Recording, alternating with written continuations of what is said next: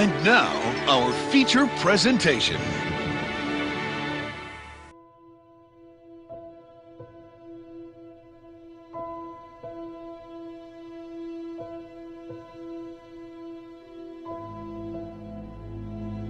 It was the year 1872 when the first park bench was created by German immigrant Lucas von Parkbench. It was the era of Reconstruction, and the United States was looking to reform bonds after the fallout of the Civil War. The South was mad at the North for being better than them, so the North had to do things to make the South not mad at them. Instead of trying to make the South realize that racism was bad, the North looked to the mundane to reforge severed ties. The parks of America were always a common source of enjoyment for all. No matter the class or race, one could always find leisure in these serene public areas. Unless they weren't white. Everybody loved parks. Everybody loved them. I still go to parks every day. I love parks. They're cool and they let you do lots of things. I love parks. But as enjoyable as these pigeon feeding locations were, it was uncomfortable to stay standing all day.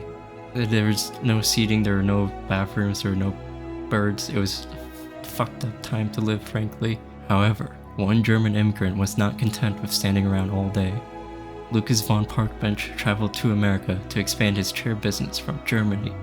As he went to several parks within the States, he could not help but be uncomfortable at the lack of seating. He spent many weeks in his workshop using his chair-making experience to create a perfect park accommodation.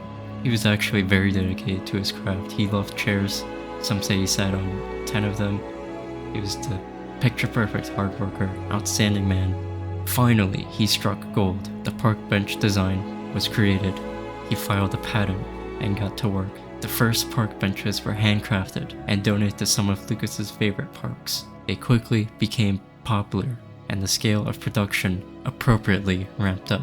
By all means, Lucas was successful in his original venture. He expanded his German chair business tenfold and would become the exclusive manufacturer of park benches throughout North America.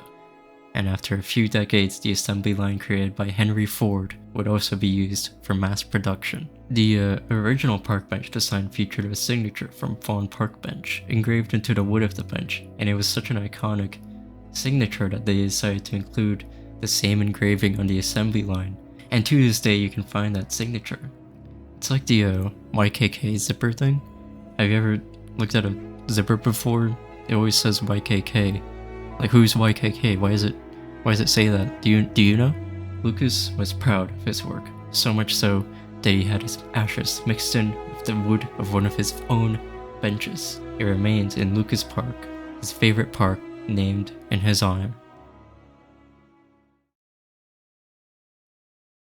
Parks are so cool, man. I love parks, and my wife tells me to stop visiting them and feeding off the pigeons with leftover Christmas holiday. But,